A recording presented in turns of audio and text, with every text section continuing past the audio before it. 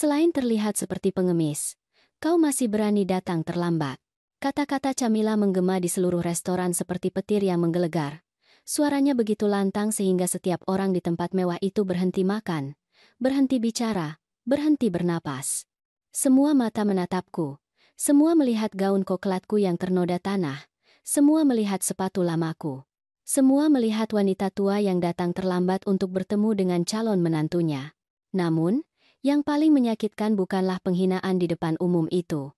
Yang benar-benar merobek jiwaku adalah melihat putraku, Arman, duduk di sana, terpaku, matanya teralih ke piringnya, seolah-olah aku adalah masalah yang tidak dia tahu cara menyelesaikannya. Namaku Dewi. Aku berusia 72 tahun dan baru saja menemukan bahwa kata-kata paling kejam dalam hidupku tidak datang dari orang asing, melainkan dari wanita yang dipilih putraku untuk dinikahi. Tapi izinkan aku menceritakan bagaimana aku sampai di sini, bagaimana seorang ibu yang memberikan segalanya akhirnya diperlakukan seperti sampah pada salah satu hari yang seharusnya menjadi hari paling bahagia dalam hidupnya. Aku tinggal sendirian di sebuah apartemen kecil di pinggiran kota. Dindingnya tipis dan aku bisa mendengar tetangga bertengkar setiap malam. Air panas hanya berfungsi 2 hari dalam seminggu. Catnya mengelupas dan ada noda lembab di kamarku. Tapi itu rumahku. Satu-satunya tempat yang bisa kubayar dengan pensiun yang sangat minim yang kuterima setiap bulan. Suamiku meninggal 15 tahun lalu. Aku mengingatnya setiap hari. Dia adalah seorang sopir bus dan bekerja 12 jam sehari agar kami bisa makan. Dia meninggal karena serangan jantung mendadak saat mengemudi di rutenya. Usianya baru 57 tahun. Sejak saat itu aku hidup sendirian, ditemani kenangan dan foto-foto yang sudah menguning yang kusimpan dalam sebuah kotak sepatu. Arman adalah putraku satu-satunya. Segalanya bagiku. Aku melahirkannya dengan rasa sakit di rumah sakit umum di mana para perawat terlalu sibuk untuk memegang tanganku. Aku membesarkannya dengan air mata dan pengorbanan yang tidak pernah dia ketahui. Aku bekerja membersihkan rumah-rumah orang lain sementara dia pergi ke sekolah. Aku berlutut di lantai yang bukan milikku agar dia bisa memiliki buku tulis dan pensil. Aku makan sisa makanan agar dia punya piring yang penuh. Kini usianya 45 tahun. Dia mengenakan jas yang harganya lebih dari 1,15 juta rupiah. Dia mengendarai mobil Jerman yang berkilau seperti cermin. Dia tinggal di sebuah apartemen di pusat kota yang memiliki lebih banyak kamar daripada yang bisa kuhitung. Dia bekerja di bidang investasi dan keuangan. Aku tidak begitu mengerti apa yang dia lakukan. Tapi aku tahu dia menghasilkan dalam sebulan apa yang tidak akan kuperoleh dalam 10 tahun. Kunjungannya menjadi jarang seiring berjalannya waktu. Awalnya dia datang setiap minggu, kemudian setiap 2 minggu. Setelah itu sebulan sekali. Sekarang, aku beruntung jika melihatnya setiap 3 bulan. Dia selalu datang tergesa-gesa, selalu melihat ponselnya, selalu dengan alasan untuk pergi lebih awal. 3 minggu lalu aku menerima telepon darinya. Itu adalah hari Selasa pagi. Aku sedang menyiapkan sarapanku, roti kering dengan kopi encer, ketika telepon berdering. Suaranya terdengar anehnya gembira, hampir dipaksakan. Ibu, aku punya kabar yang luar biasa. Aku akan menikah. Aku merasa jantungku serasa melompat keluar dari dada. Anakku, akan menikah. Setelah begitu banyak hubungan yang gagal, begitu banyak pacar yang datang dan pergi, dia akhirnya menemukan seseorang. Air mata mengalir dari mataku tanpa bisa kukendalikan. Oh, sayangku, sungguh kebahagiaan. Kapan aku bisa bertemu dengannya? Sabtu ini. Kita akan makan siang di restoran di pusat kota. Dia sangat ingin bertemu denganmu. Aku kirimkan alamatnya melalui pesan. Aku menghabiskan hari-hari berikutnya dengan melamun. Aku membayangkan calon menantuku. Seorang wanita yang baik, pikirku. Seorang wanita berhati mulia yang akan menjaga putraku. Seseorang yang mungkin akan memberiku cucu. Seseorang yang dengannya aku bisa berbagi resep dan percakapan. Seseorang yang bisa mengisi kekosongan mengerikan yang telah tumbuh dalam hidupku seperti luka yang tidak pernah sembuh. Pada hari Sabtu, aku bangun pukul 5 pagi. Aku tidak bisa tidur karena kegembiraan. Aku mandi dengan air dingin karena hari itu bukan giliran air panas. Aku mengeringkan diri dengan handuk usang yang telah kugunakan bertahun-tahun. Aku berdiri di depan lemari kecil di kamarku dan memeriksa setiap pakaian yang kumiliki. Aku tidak punya banyak baju. Kebanyakan berusia lebih dari 10 tahun, beberapa potong berusia 20 tahun. Aku memilih gaun terbaikku, yang berwarna coklat yang kubeli untuk pemakaman suamiku. Aku baru menggunakannya 2 kali lagi sejak saat itu. Sedikit usang di siku, tapi itu yang paling elegan yang kumiliki. Aku menyetrikanya dengan hati-hati menggunakan setrika tua yang meninggalkan bekas. Aku melakukan yang terbaik yang kubisa. Aku merias wajah dengan sedikit kosmetik yang kumiliki, bedak padat untuk menutupi noda usia. Lipstik merah muda yang warnanya hampir habis. Maskara yang sudah kering berbulan-bulan, tapi masih bisa kugunakan jika kubasahi sedikit. Aku menyisir rambut abu-abuku ke belakang dan mengikatnya dengan jepit rambut yang kupakai setiap hari. Aku menatap cermin yang retak di kamar mandi. Kerutan di sekitar mataku terlihat lebih dalam di bawah cahaya yang keras. Tanganku sedikit gemetar. Dewi, kataku keras-keras, putramu menikah. Kau akan bertemu wanita yang dia cintai. Ini adalah hari yang indah. Aku keluar rumah 2 jam sebelum janji temu. Restoran itu berada di sisi lain kota dan aku hanya bisa bergerak dengan transportasi umum. Aku naik bus nomor 12 yang lewat di depan gedungku setiap setengah jam. Aku membayar ongkos dengan koin yang telah kukumpulkan sepanjang minggu. Bus penuh sesak seperti biasa. Orang-orang berdesakan. Bau campur aduk. Bayi menangis. Aku berpegangan erat pada tiang saat kendaraan bergoyang di setiap lubang. Lututku sakit. Radang sendi semakin parah tahun terakhir ini. Tapi hari itu rasa sakitnya terasa berkurang. Kebahagiaan yang kurasakan lebih kuat daripada ketidaknyamanan fisik apapun. Seorang wanita muda menawarkan tempat duduknya setelah beberapa pemberhentian. Aku berterima kasih padanya dengan senyum. Aku duduk dengan hati-hati, merapikan gaun koklatku, memegang tas tangan lamaku ke dada. Di dalam tas hanya ada yang penting. Kartu identitasku, 7,5 juta rupiah dalam bentuk uang kertas kusut. Sapu tangan berbordir, dan foto Arman saat berusia 5 tahun, tersenyum tanpa gigi depan. Aku turun dari bus 40 menit sebelum waktu yang disepakati. Aku ingin datang lebih awal. Aku ingin tenang. Aku ingin terlihat tenang dan bahagia saat bertemu Rina. Restoran itu hanya 3 blok dari halte. Aku berjalan perlahan karena kakiku tidak merespons seperti dulu. Langit abu-abu pagi itu mengancam akan hujan. Tapi tidak hujan. Jalanan pusat kota berbeda dari lingkunganku. Semuanya lebih bersih, lebih cerah, lebih mahal. Toko-toko memiliki etalase yang elegan. Orang-orang berjalan cepat, mengenakan pakaian yang hanya pernah kulihat di majalah. Saat itulah aku melihatnya. Seorang wanita tua duduk di tanah, bersandar di dinding sebuah bangunan. Wajahnya benar-benar pucat. Dia bernapas dengan susah payah. Satu tangan menekan dadanya. Di sampingnya ada kantong belanjaan yang terbalik. Jeruk bergulir di trotoar. Orang-orang melewatinya tanpa berhenti. Beberapa melirik dan mempercepat langkah. Yang lain bahkan tidak menoleh. Semua orang terburu-buru. Semua orang punya tempat yang lebih penting untuk didatangi. Aku juga seharusnya tidak berhenti. Aku tahu. Aku punya janji dengan putraku. Aku akan bertemu calon menantuku. Aku tidak boleh terlambat. Tapi sesuatu dalam diriku tidak bisa terus berjalan. Sesuatu yang lebih kuat dari keinginanku membuatku menghentikan langkah. Aku berlutut di sampingnya. Trotoar terasa dingin dan keras di lututku. Ibu, ada apa? Apakah ibu baik-baik saja? Dia membuka mata dengan susah payah. Tatapannya sayu. Bibirnya bergetar. Jantungku. Bisiknya. Obatku. Di tasku. Aku mencari di tasnya dengan tangan gemetar. Ada begitu banyak hal di dalamnya. Sapu tangan, tanda terima kusut, uang receh. Akhirnya aku menemukan botol pil. Aku memberinya satu dan membantunya menelannya dengan air dari botol minumku sendiri. Aku tetap di sampingnya. Aku tidak tahu berapa lama waktu berlalu.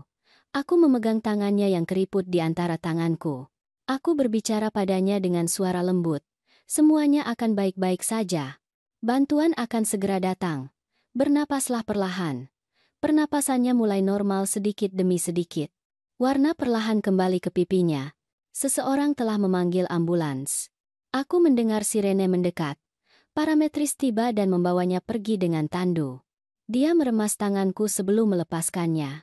Terima kasih, gumamnya. Semoga Tuhan memberkatimu.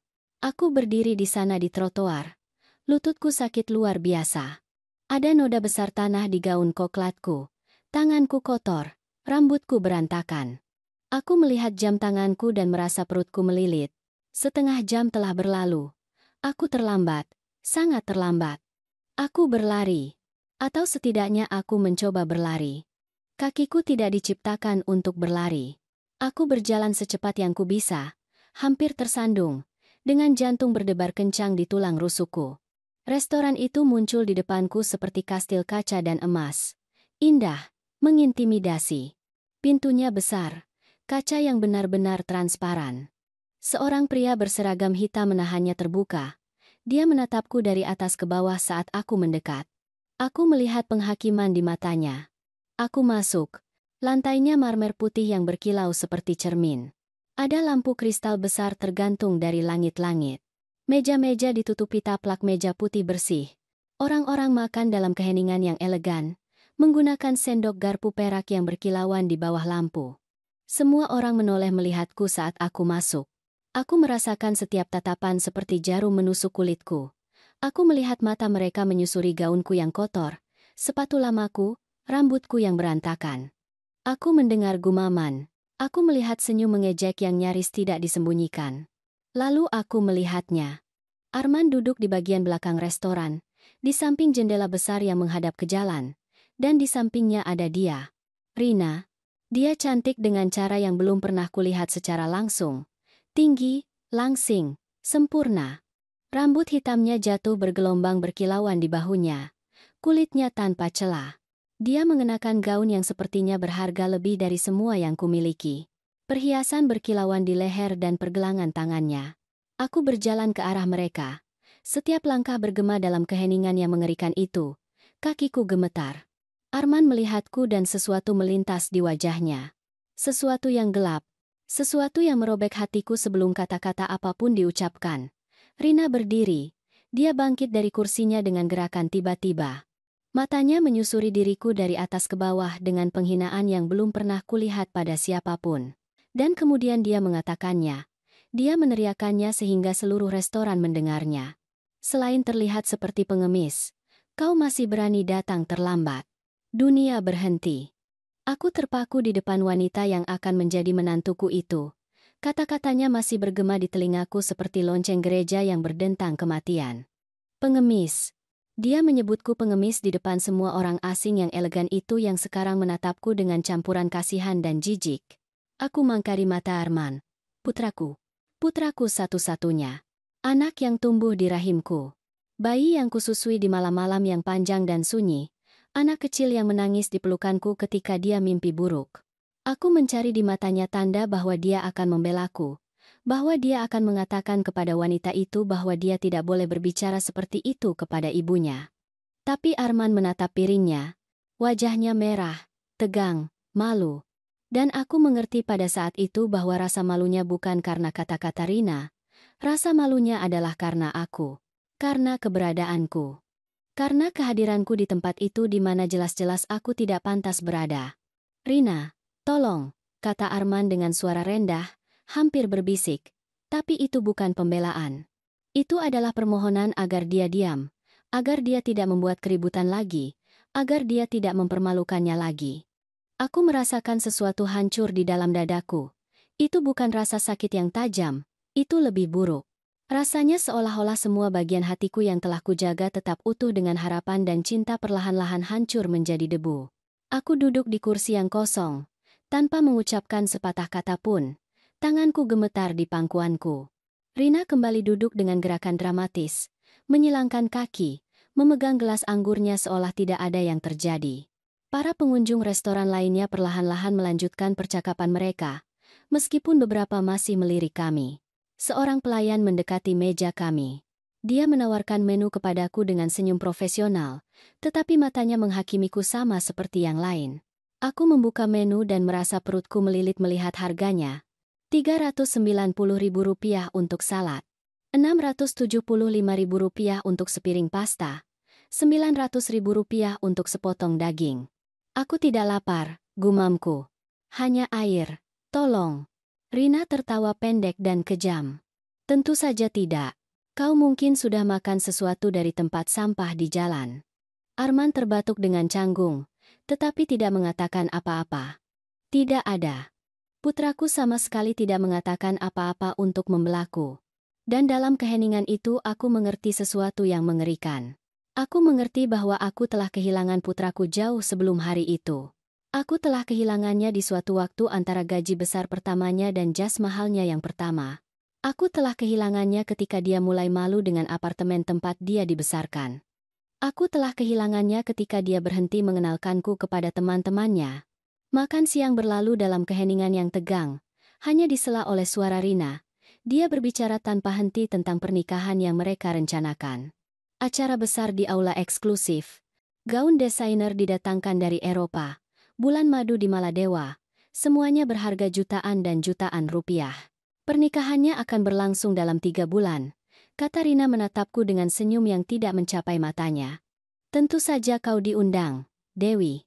Meskipun kau harus mencari sesuatu yang lebih baik untuk dipakai, kami tidak bisa membiarkanmu muncul berpakaian seperti gelandangan di hari istimewa kami. Aku merasakan air mata menumpuk di balik mataku, tetapi aku tidak membiarkannya jatuh. Aku tidak akan memberi mereka kepuasan itu. Tidak di tempat itu. Tidak di depan semua orang itu. Arman akhirnya berbicara.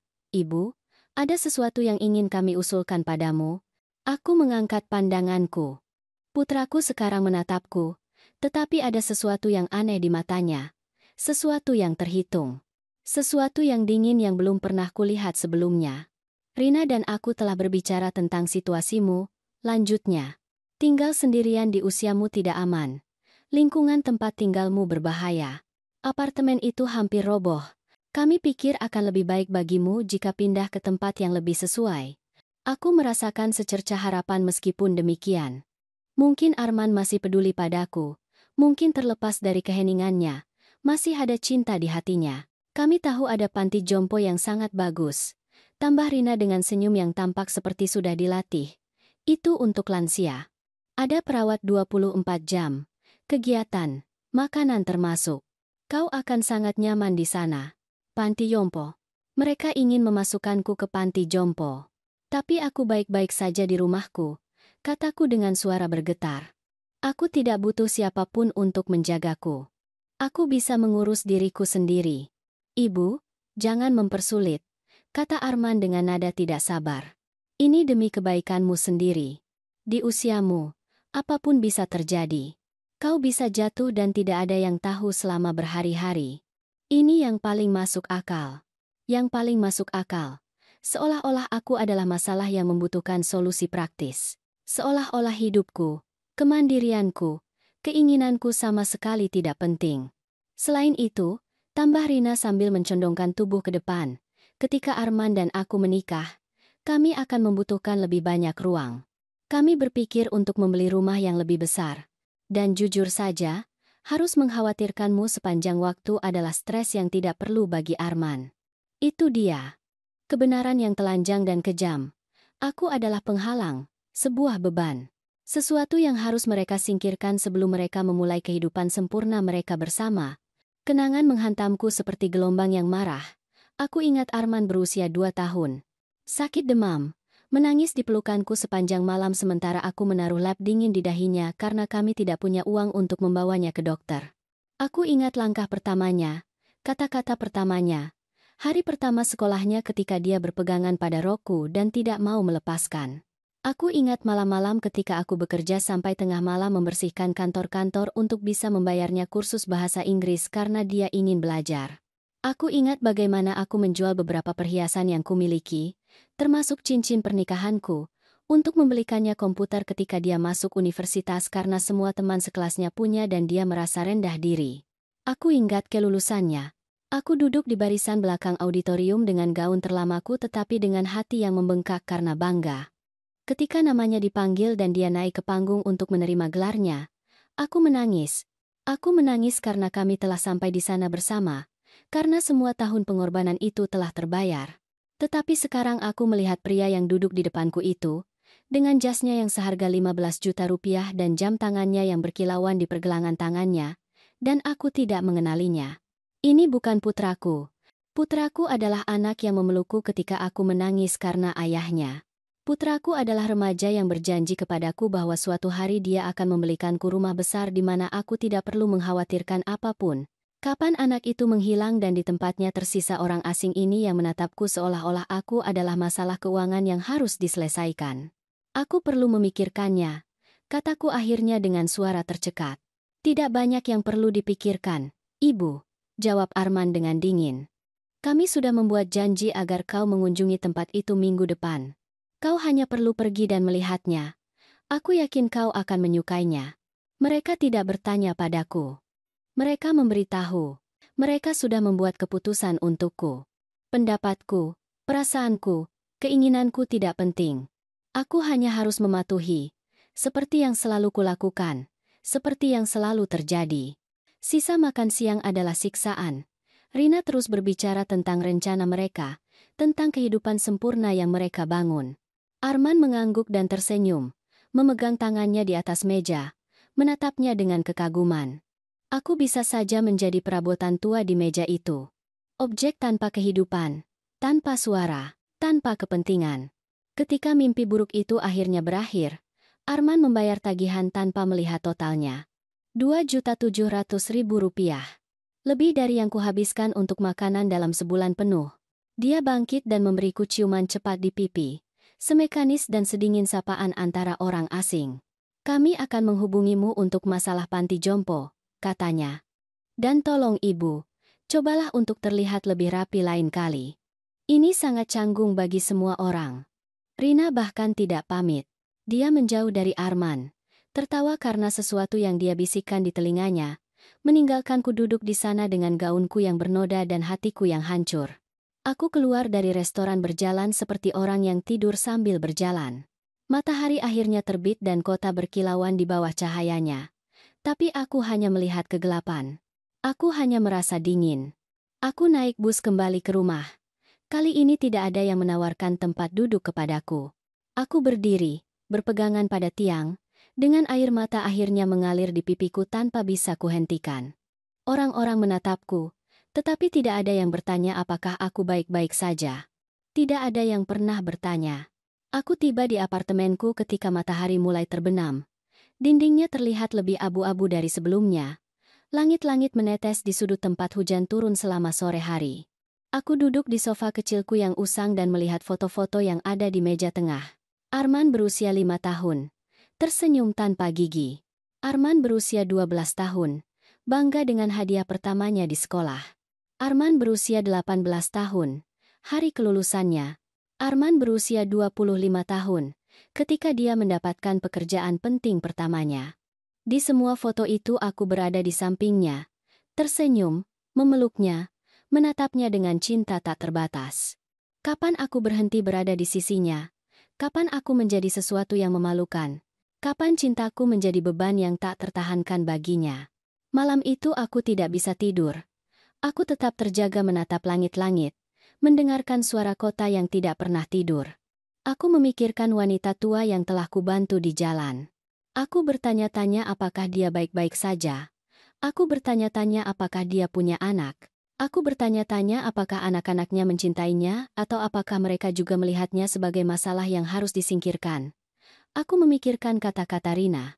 Pengemis. Gelandangan. Seolah-olah kemiskinanku adalah cacat moral. Seolah-olah mengorbankan segalanya demi putraku adalah sesuatu yang memalukan. Aku memikirkan Arman. Keheningannya. Rasa malunya. Kedinginannya. Dan aku memikirkan panti jompo yang mereka bicarakan. Panti jompo tempat mereka ingin menyembunyikanku. Jauh dari pandangan mereka. Jauh dari kehidupan sempurna mereka. Di mana aku hanya akan menjadi wanita tua lain yang terlupakan menunggu kematian. Sesuatu mulai tumbuh di dalam diriku malam itu. Itu bukan kemarahan. Belum. Itu sesuatu yang lebih dingin. Lebih jelas. Itu adalah pemahaman yang mengerikan dan menyakitkan bahwa putraku bukan lagi milikku. Bahwa mungkin dia tidak pernah benar-benar menjadi milikku. Bahwa semua yang kupercayai tentang cinta dan keluarga telah menjadi ilusi indah yang telah hancur berkeping-keping di lantai marmer restoran yang elegan itu. Aku menutup mata ketika fajar mulai mewarnai langit. Dan dalam kegelapan di balik kelopak mataku, aku melihat dengan jelas apa yang harus kulakukan. Aku belum tahu bagaimana, aku belum tahu kapan, tapi aku tahu bahwa sesuatu harus berubah. Karena aku tidak bisa terus hidup seperti ini, seperti bayangan, seperti kenangan yang tidak menyenangkan, seperti sesuatu yang perlu disembunyikan dan dilupakan. Aku berusia 72 tahun, tetapi aku masih bernapas. Aku masih berpikir, aku masih merasa. Dan tidak ada, bahkan putraku sendiri, yang berhak memperlakukanku seolah-olah aku sudah mati. Hari-hari berikutnya adalah yang paling gelap dalam hidupku. Aku tinggal di apartemen tanpa melakukan apa-apa selain melihat dinding. Aku tidak lapar. Aku tidak ingin mandi. Aku tidak ingin hidup. Arman meneleponku pada Selasa sore. Suaranya terdengar profesional, jauh, seolah-olah dia sedang menyelesaikan kesepakatan bisnis. Ibu, semuanya sudah diatur. Kamis pukul 10 pagi kau ada janji untuk mengunjungi panti jompo itu. Namanya Gria Harapan. Kau akan menyukai fasilitasnya. Rina dan aku akan menjemputmu pukul 9:30 menit. Dia tidak bertanya apakah aku ingin pergi. Dia tidak bertanya bagaimana perasaanku setelah penghinaan di restoran. Dia hanya memberitahu. Seperti memberitahu seseorang tentang janji dengan dokter gigi atau montir. Aku tidak yakin ingin pergi, kataku dengan suara kecil. Ibu, jangan mulai. Kami sudah membayar biaya pendaftaran, 7,5 juta rupiah, yang tidak dapat dikembalikan. Hal minimal yang bisa kau lakukan adalah pergi dan melihat tempat itu. 7,5 juta rupiah. Mereka telah membayar 7,5 juta rupiah untuk memasukkanku ke panti jompo tanpa bertanya padaku terlebih dahulu, tanpa berkonsultasi denganku. Tanpa mempertimbangkan perasaanku. Baiklah, bisikku. Aku akan ada di sana. Dia menutup telepon tanpa pamit. Aku tetap memegang telepon di tangan, mendengarkan nada sambung yang mati, merasa seolah suara itu dengan sempurna mewakili hubunganku dengan putraku. Mati. Dingin. Kosong. Pada Rabu pagi, seseorang mengetuk pintuku. Aku membuka dan menemukan seorang wanita tua berdiri di koridor. Dia elegan dengan cara yang bersahaja. Rambut abu-abu disisir dengan sempurna. Pakaian sederhana tapi berkualitas baik. Dan matanya ramah. Benar-benar ramah. Ibu Dewi, tanyanya dengan senyum hangat. Ya, jawabku bingung. Siapa Anda? Nama saya Maya. Kita bertemu Sabtu lalu. Anda menyelamatkan hidup saya. Aku butuh waktu sejenak untuk mengingat. Wanita tua di jalan yang mengalami masalah jantung. Alasan aku terlambat untuk makan siang yang mengerikan itu. Oh, Ibu, bagaimana kabar Anda? Apakah Anda baik-baik saja? Berkat Anda, saya baik-baik saja. Para dokter mengatakan jika saya menunggu beberapa menit lagi, sudah terlambat. Anda benar-benar menyelamatkan hidup saya, Dewi. Aku merasakan air mata menumpuk di mataku. Bukan apa-apa. Siapapun akan melakukan hal yang sama. Maya menggelengkan kepala dengan lembut. Tidak, sayang. Puluhan orang melewati saya hari itu. Tidak ada yang berhenti, hanya Anda. Dan saya ingin berterima kasih dengan benar. Bisakah saya masuk? Aku tidak tahu harus berkata apa. Tidak ada yang pernah ke apartemenku selama berbulan-bulan.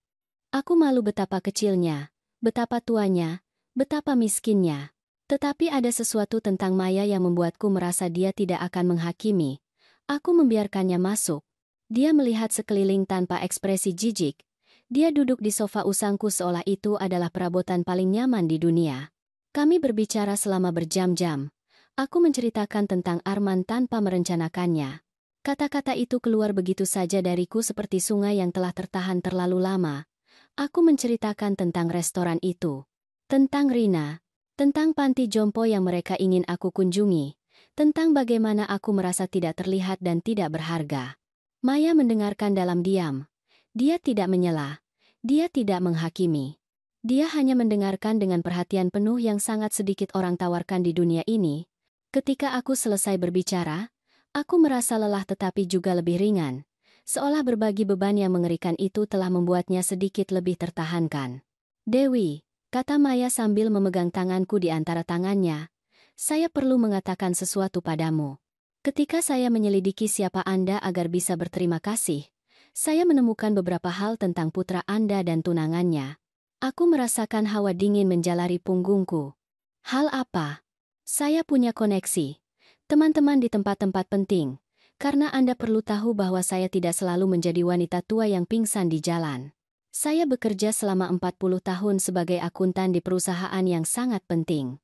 Saya pensiun 10 tahun lalu, tetapi saya menjaga koneksi saya. Aku tidak mengerti kemana dia ingin menuju dengan ini. Maya mencondongkan tubuh ke depan dan suaranya menjadi lebih serius. Saya meminta mereka menyelidiki Arman dan Rina sedikit, hanya karena penasaran pada awalnya. Tetapi apa yang saya temukan sangat mengkhawatirkan. Dewi, jantungku mulai berdetak lebih cepat. Apa yang Anda temukan? Suami Anda, semoga dia beristirahat dalam damai, meninggalkan Anda lebih dari sekadar apartemen itu. Dia meninggalkan Anda sebidang tanah di pinggiran kota yang sekarang bernilai banyak uang. Banyak sekali uang. Sekitar 3 miliar rupiah. Menurut penilaian saat ini, aku menatapnya tanpa mengerti. Suamiku tidak pernah memberitahuku tentang tanah apapun. Aku hanya tahu tentang apartemen tempat kami tinggal bersama. Apartemen tempat aku sekarang tinggal sendirian. Tanah itu atas nama Anda, Dewi. Tetapi untuk menjualnya, Anda perlu menandatangani dokumen. Dan menurut sumber saya, Arman telah mencoba mengakses dokumen-dokumen itu. Dia telah mengajukan pertanyaan. Dia telah mencari tahu bagaimana dia bisa mendapatkan kuasa hukum atas properti Anda. Aku merasa lantai bergerak di bawah kakiku. Tidak mungkin. Arman tidak akan melakukan itu. Maya menatapku dengan sedih. Dewi, pikirkanlah. Mengapa tiba-tiba mereka ingin memasukkan Anda ke panti jompo? Mengapa mereka begitu mendesak? Begitu Anda berada di sana, setelah Anda menandatangani surat-surat yang memberi mereka kuasa atas urusan Anda karena Anda berada di panti jompo, mereka bisa menjual tanah itu. Dan uang itu akan langsung masuk rekening Arman, sebagai satu-satunya ahli waris Anda dengan kuasa hukum. Aku tidak bisa bernapas. Ruangan berputar-putar. Putraku. Putraku sendiri. Anak yang telah kubesarkan dengan begitu banyak cinta. Dia berencana untuk mencuriku. Dia berencana untuk mengurungku di panti jompo agar dia bisa mengambil uangku. Ada lagi. Lanjut Maya dengan suara lembut. Rina punya utang. Banyak utang. Kartu kredit penuh. Pinjaman yang tidak bisa dia bayar. Dia sangat membutuhkan uang itu. Dan saya pikir dialah yang menekan Arman untuk melakukan ini. Semuanya mulai masuk akal. Ketergesaan untuk menikah. Desakan dengan panti jompo. Kata-kata kejam yang dirancang untuk membuatku merasa tidak berguna dan bergantung. Semuanya adalah bagian dari rencana. Rencana untuk mengambil satu-satunya hal berharga yang kumiliki. Apa yang bisa kulakukan? Bisikku. Aku hanya seorang wanita tua. Aku tidak punya uang untuk pengacara. Aku tidak punya kekuatan melawan mereka. Maya menggenggam tanganku erat-erat. Anda tidak sendirian, Dewi. Saya akan membantu Anda. Saya berutang hidup pada Anda. Dan saya tidak akan membiarkan putra Anda dan wanita itu melakukan ini pada Anda. Mengapa Anda melakukan ini untuk saya? Anda bahkan tidak mengenal saya. Saya cukup mengenal Anda. Saya melihat hati Anda ketika Anda berlutut di samping saya di jalan itu. Saya melihat kebaikan Anda ketika Anda mengorbankan pertemuan penting Anda untuk membantu orang asing. Itulah semua informasi yang saya butuhkan tentang siapa Anda sebenarnya. Air mata mengalir di pipiku.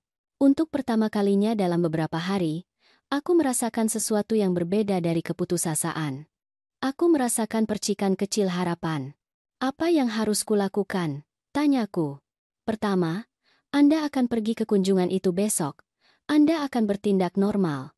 Anda tidak akan mengatakan apapun kepada mereka tentang apa yang Anda ketahui. Anda akan mendengarkan semua yang mereka katakan. Anda akan mengamati semuanya. Dan jika mereka mencoba membuat Anda menandatangani sesuatu, apapun itu, Anda segera menelepon saya. Dia memberiku kartu dengan nomor teleponnya tertulis dalam tulisan tangan yang jelas. Aku mengambilnya dengan tangan gemetar. Sementara itu, lanjut Maya, saya akan menghubungi seorang pengacara teman saya, seseorang yang sepenuhnya saya percayai. Kita akan melindungi properti Anda. Kita akan memastikan bahwa tidak ada yang bisa mengambil apapun dari Anda tanpa persetujuan Anda. Dan kita akan mencari tahu dengan pasti apa yang direncanakan Arman dan Rina. Tapi mengapa? Ulangi saya. Mengapa Anda melakukan ini untuk saya? Maya berdiri dan menatapku dengan ekspresi yang tidak akan pernah kulupakan. Campuran ketegasan dan kelembutan. Karena saya juga punya anak, Dewi. 3 anak yang memuja dan merawat saya. Dan saya tidak bisa membayangkan rasa sakit yang harus Anda rasakan karena dikhianati oleh anak Anda. Tidak ada yang pantas menerima itu. Terutama bukan seseorang dengan hati yang mulia seperti Anda. Setelah Maya pergi, aku duduk di sofaku selama berjam-jam menatap kartu dengan nomornya. Orang asing, seorang wanita yang kubantu secara kebetulan melakukan lebih banyak untukku daripada putraku sendiri. Malam itu aku bisa tidur untuk pertama kalinya dalam beberapa hari. Itu bukan tidur yang nyenyak, tetapi setidaknya itu tidur. Dan ketika aku bangun pada Kamis pagi, sesuatu telah berubah di dalam diriku. Aku tidak lagi merasa seperti korban yang tidak berdaya. Aku merasa seperti seseorang yang punya pilihan, seperti seseorang yang punya sekutu, seperti seseorang yang bisa melawan. Aku berpakaian dengan hati-hati. Gaun koklat yang sama, tetapi kali ini aku mencucinya dan menyetrikanya dengan lebih baik. Aku menyisir rambutku. Aku merias wajahku. Aku melihat diriku di cermin dan melihat wanita yang berbeda. Seorang wanita yang tahu kebenaran. Seorang wanita yang siap untuk mengetahui seberapa jauh pengkhianatan putranya akan mencapai. Pukul 9:30, bel pintu berdering. Arman dan Rina telah tiba. Aku membuka pintu dan mereka ada di sana. Arman dengan jas abu-abu yang rapi dan Rina dengan gaun berwarna krem yang mungkin harganya lebih dari sewa rumahku selama 3 bulan. Dia menatapku dari atas ke bawah dengan senyum palsu yang sudah terlalu kukenal. Selamat pagi, Dwi. Aku lihat setidaknya hari ini kau berpakaian lebih baik. Meskipun gaun itu sudah terlalu sering kau pakai, tidakkah kau pikir begitu? Aku menarik napas dalam-dalam. Aku ingat kata-kata Maya, bertindak normal.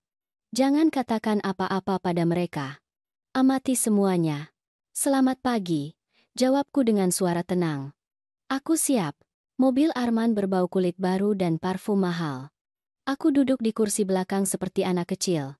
Mereka di depan, berpegangan tangan, berbicara dengan suara rendah tentang hal-hal yang tidak bisa kudengar. Sesekali Rina menoleh melihatku dengan senyum yang tidak mencapai matanya. Perjalanan berlangsung 40 menit. Kami keluar dari kota dan memasuki area yang lebih hijau, lebih tenang, pohon-pohon di sisi jalan.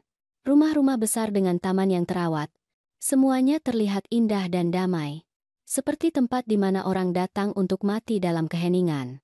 Gria Harapan muncul di balik gerbang besi tinggi. Itu adalah bangunan besar, putih, dengan tiang-tiang yang berpura-pura memberikan kesan elegan. Taman-tamannya terawat sempurna. Ada bangku-bangku di bawah pohon. Air mancur dekoratif.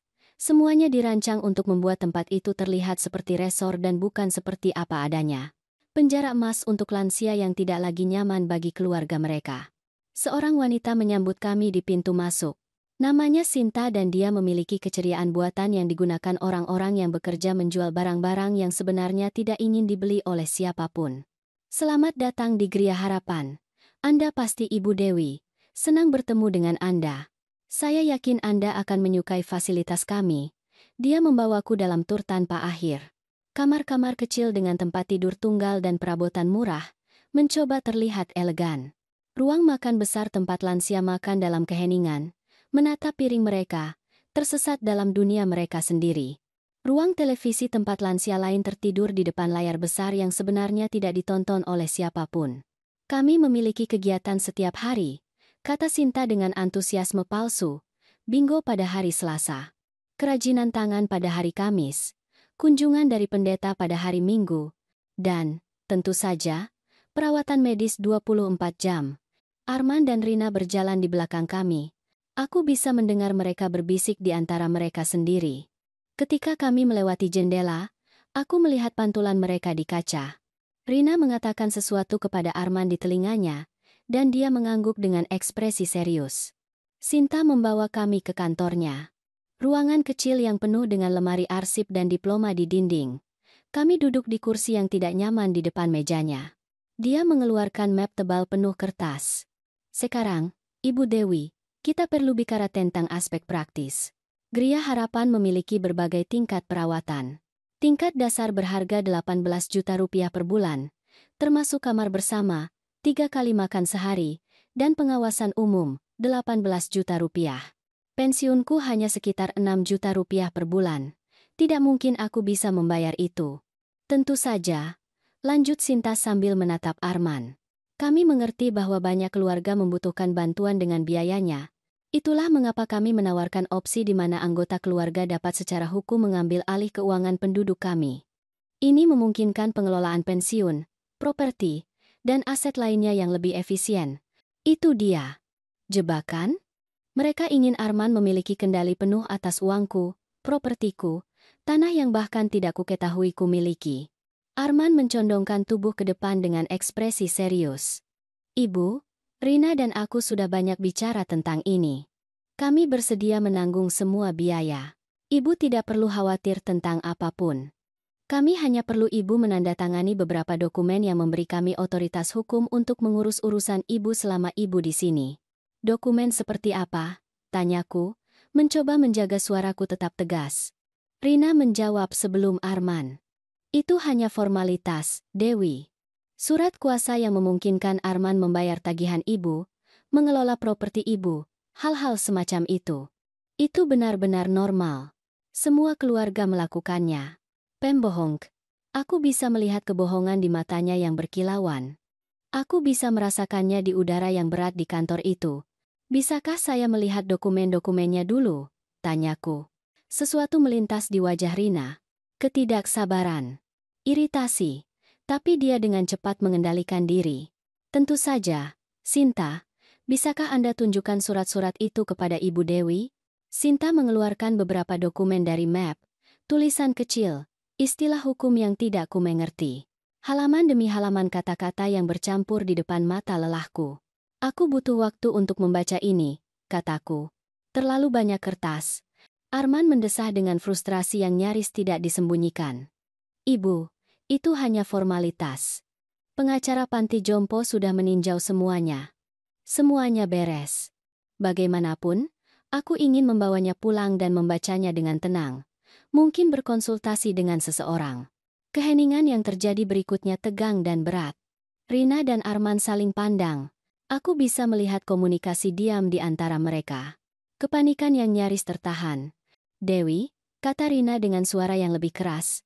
Aku tidak mengerti mengapa kau begitu sulit. Arman mencoba membantumu. Kami menawarkan diri untuk membayar 18 juta rupiah per bulan agar kau memiliki kehidupan yang lebih baik. Hal minimal yang bisa kau lakukan adalah mempercayai kami. Aku hanya ingin mengerti apa yang kutandatangani. Jawabku dengan lebih tegas daripada yang kuharapkan dari diriku sendiri. Arman berdiri tiba-tiba. Kau tahu apa, Ibu? Lupakan saja. Jika kau tidak menghargai apa yang kami coba lakukan untukmu, maka aku tidak tahu mengapa kita repot-repot. Dia mulai berjalan menuju pintu. Rina mengikutinya, tetapi sebelum keluar dia menoleh ke arahku dengan tatapan yang membuat darahku membeku. Kau wanita tua yang tidak tahu berterima kasih. Arman bekerja keras dan masih harus berurusan dengan seorang ibu yang tidak mengerti apa yang terbaik untuk dirinya sendiri. Tapi tidak apa-apa. Tinggallah di apartemenmu yang menyedihkan. Tinggallah sendirian. Kami tidak peduli. Mereka pergi, meninggalkanku duduk di kantor yang dingin itu dengan Sinta menatapku dengan ekspresi tidak nyaman. Ibu Dewi, katanya setelah beberapa saat, maaf atas pemandangan itu. Jika Anda berubah pikiran tentang dokumen-dokumen itu, silakan hubungi saya. Ini kartu saya. Aku mengambil kartu itu tanpa berkata apa-apa. Aku merasa pusing, bingung. Tetapi ada sesuatu yang lain juga. Kejelasan yang aneh. Aku telah melihat wajah asli mereka. Aku telah melihat kepanikan ketika aku menolak untuk menandatangani. Aku telah mengkonfirmasi apa yang Maya katakan padaku. Bagaimana aku kembali ke rumah? Tanyaku pada Sinta dengan suara kecil. Dia tampak terkejut.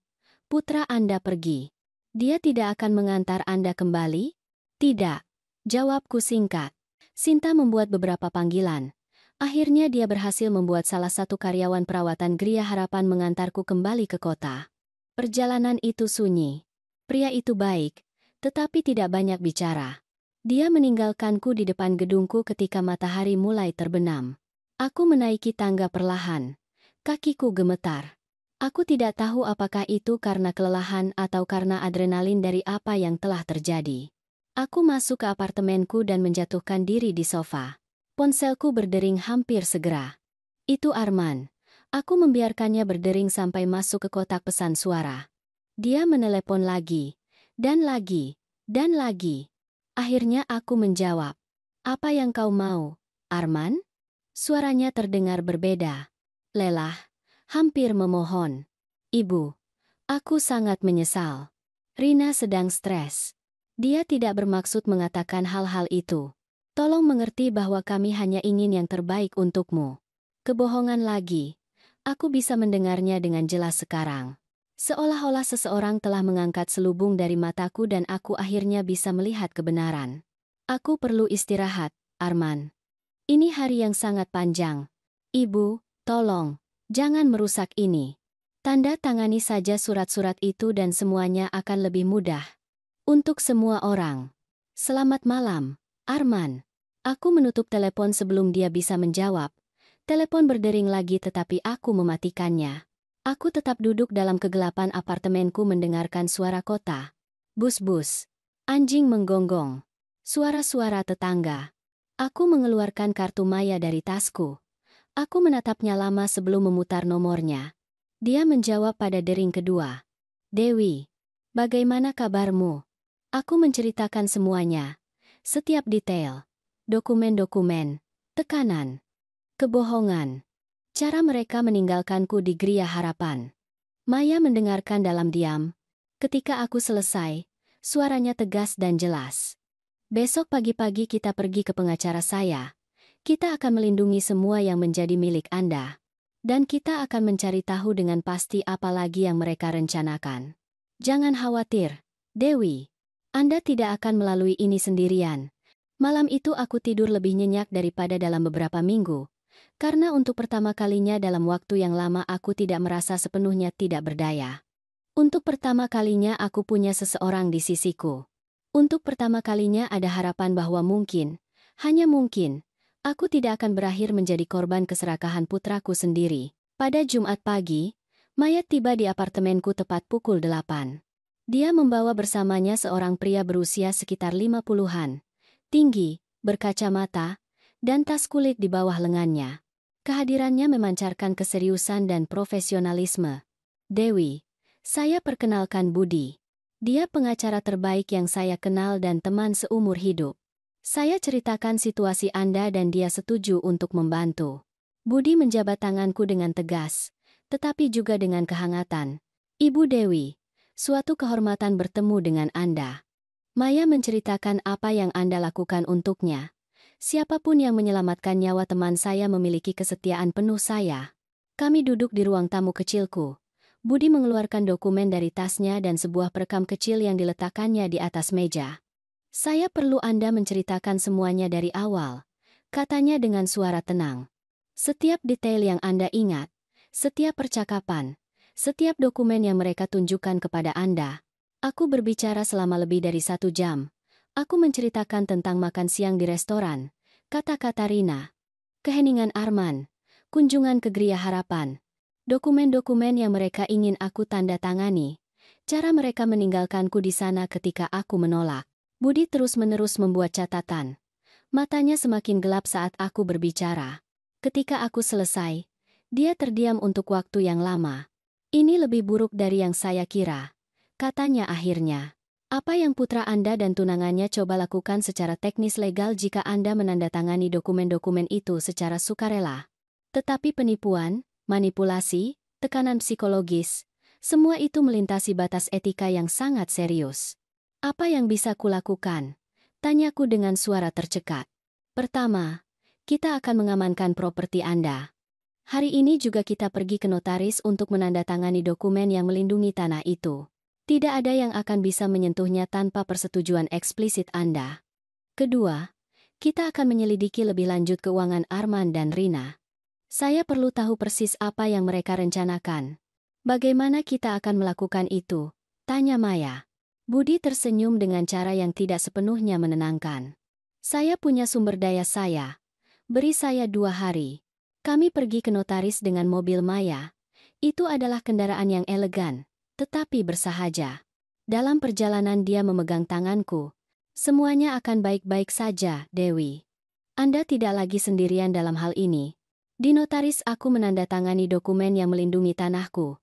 Budi menjelaskan setiap halaman, setiap klausul, setiap istilah hukum sampai aku mengerti sepenuhnya apa yang kulakukan.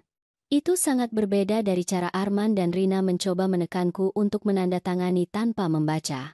Ketika kami keluar dari sana, aku merasa seolah beban besar telah terangkat dari pundakku. Setidaknya bagian itu aman. Mereka tidak akan bisa mencuriku tanpa aku sadari. 2 hari berikutnya terasa aneh. Arman menelepon terus-menerus, meninggalkan pesan yang semakin putus asa. Pertama mencoba terdengar santai, lalu khawatir, akhirnya hampir memohon. Ibu, jawab, tolong. Kita perlu bicara. Rina sangat menyesali apa yang dia katakan. Kita bisa mulai lagi. Kami hanya ingin membantumu. Aku tidak membalas panggilan apapun. Aku mengikuti saran Budi. Keheningan total sementara dia menyelidiki. Pada Minggu sore Budi muncul di apartemenku dengan map tebal di bawah lengannya. Ekspresinya serius. Maya tiba beberapa menit kemudian. Duduklah kalian berdua, kata Budi. Ini sulit. Jantungku mulai berdetak lebih cepat. Apa yang Anda temukan? Budi membuka map dan mengeluarkan beberapa dokumen. Dewi, putra Anda berada dalam masalah keuangan serius. Dia memiliki utang lebih dari 1.500.000.000 rupiah. Pinjaman investasi yang salah, uang yang dia pinjamkan kepada teman-teman yang tidak pernah membayarnya kembali, gaya hidup mahalnya yang tidak bisa dia pertahankan.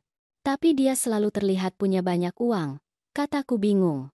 Itu semua hanya kedok, jawab Budi. Mobilnya dicicil dan dia menunggak pembayaran. Apartemen mewah itu disewa dan dia berutang 3 bulan. Jas mahal dibeli dengan kartu kredit yang sudah mencapai batas maksimal.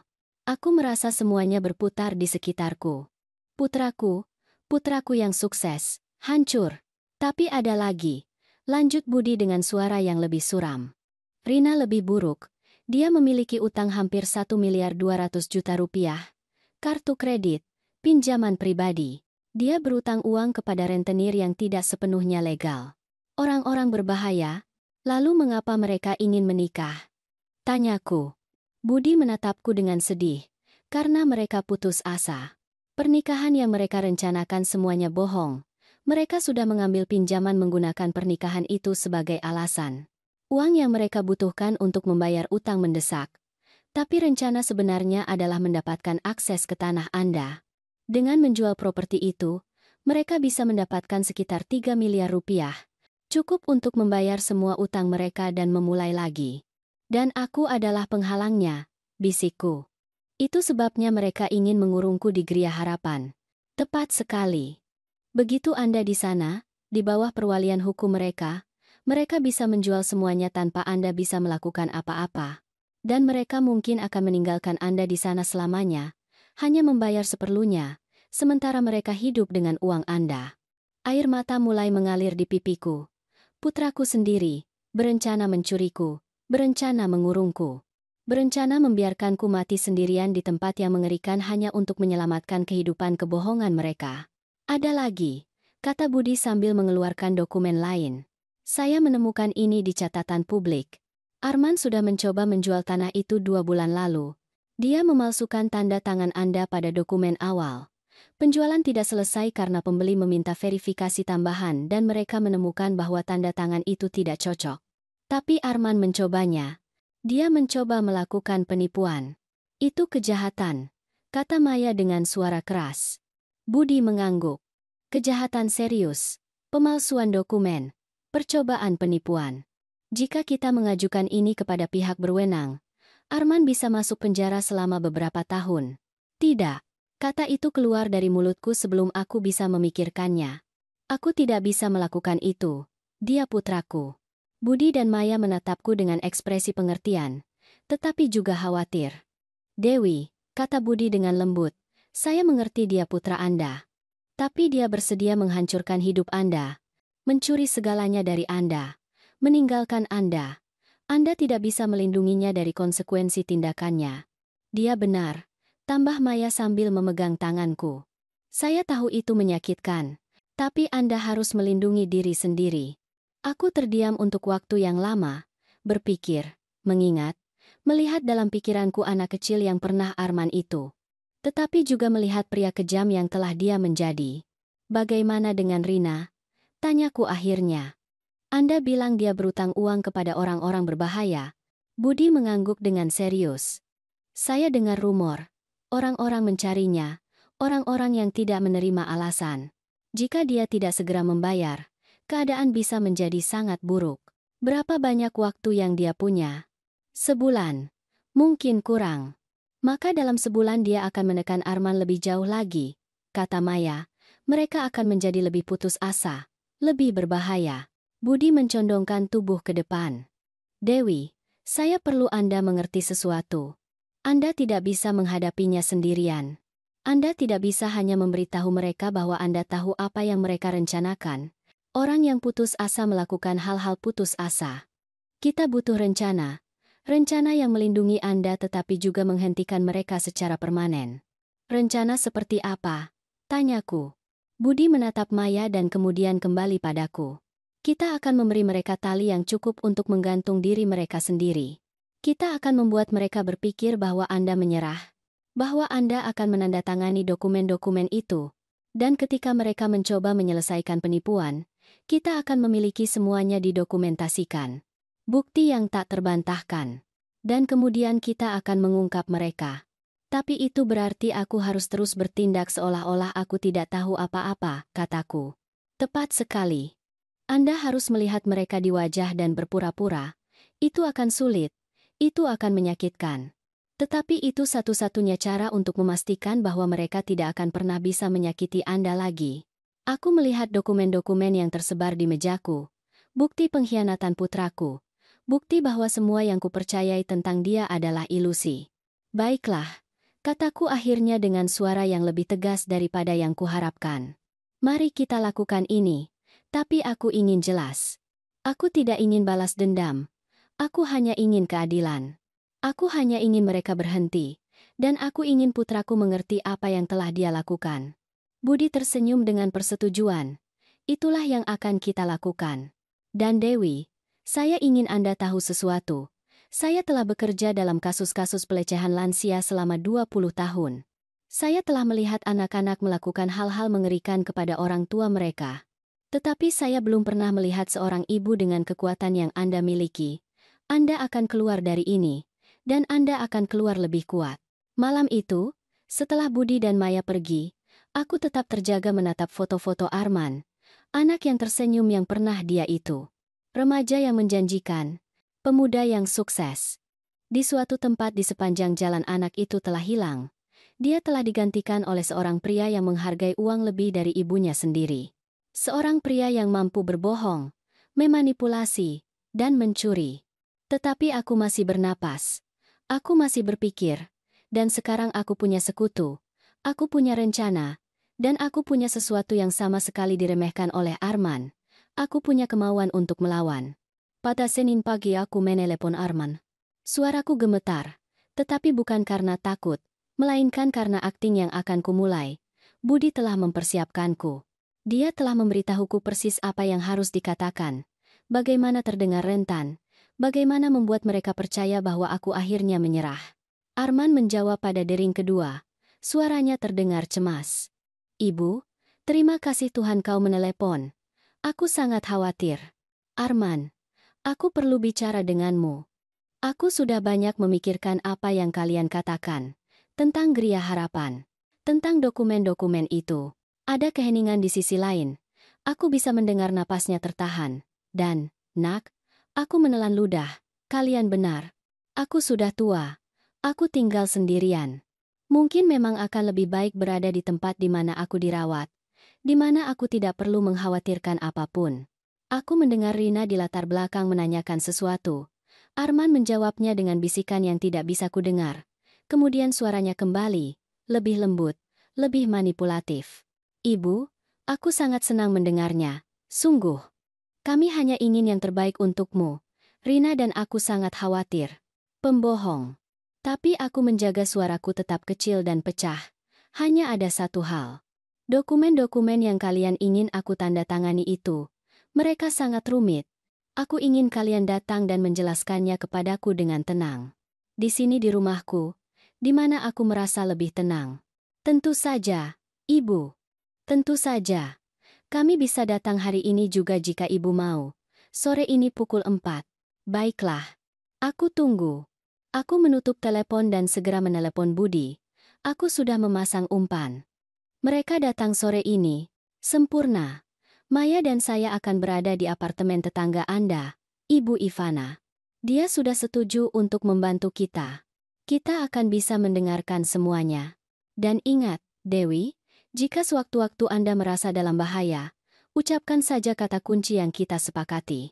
Saya mengerti. Anda sangat berani. Ini akan segera berakhir. Jam-jam hingga pukul 4 sore adalah yang terpanjang dalam hidupku. Aku memeriksa apartemen ribuan kali. Budi telah memasang mikrofon tersembunyi kecil di ruang tamu. Mereka sangat kecil sehingga tidak ada yang akan menyadarinya. Semua yang dikatakan Arman dan Rina akan terekam.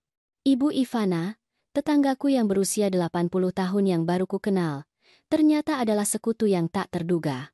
Ketika Maya menjelaskan situasinya, dia sangat marah sehingga dia bersikeras untuk membantu. Sekarang aku merasa kuat mengetahui bahwa mereka berada di sisi lain dinding, mendengarkan, melindungiku. Tepat pukul 4, bel pintu berdering. Aku menarik napas dalam-dalam. Aku membuka pintu. Arman dan Rina masuk sambil tersenyum. Dia membawa seikat bunga murah dari supermarket. Dia membawa tas bermereknya dan map dengan dokumen. Keduanya bertindak seolah-olah minggu-minggu kekejaman yang lalu tidak pernah terjadi. Ibu, senang melihatmu, kata Arman sambil mencium pipiku. Kau terlihat baik. Rina duduk di sofaku seolah-olah itu miliknya. Dewi, sayang, aku sangat senang kau berubah pikiran. Kami benar-benar hanya ingin yang terbaik untukmu. Aku menawarkan kopi. Aku telah menyiapkannya sangat kuat dan pahit, tetapi mereka meminumnya tanpa mengeluh. Mereka terlalu cemas untuk sampai ke dokumen-dokumen itu. Baiklah, Ibu, kata Arman sambil mengeluarkan kertas-kertas dari map. Ini adalah dokumen-dokumen yang kita bicarakan. Mereka sederhana, sungguh. Yang pertama ini adalah surat kuasa yang memungkinkan aku mengelola rekening bank Ibu dan membayar pengeluaran Ibu. Aku membaca dokumen itu perlahan. Sangat perlahan. Aku bisa merasakan ketidaksabaran mereka meningkat. Kertas itu mengatakan persis seperti yang dijelaskan Arman, tetapi Budi telah mengajariku membaca di antara baris-baris.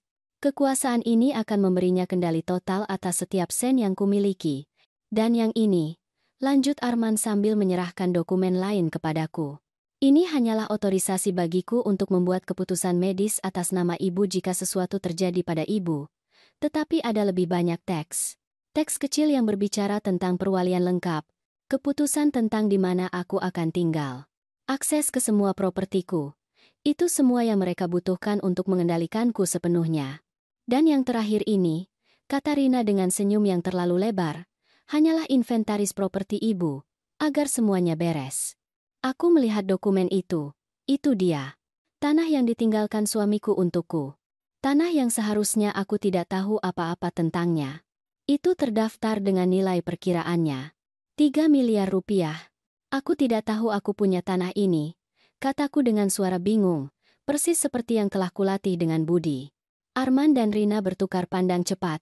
Oh, ya, kata Arman mencoba terdengar santai, ayah meninggalkannya untukmu bertahun-tahun yang lalu.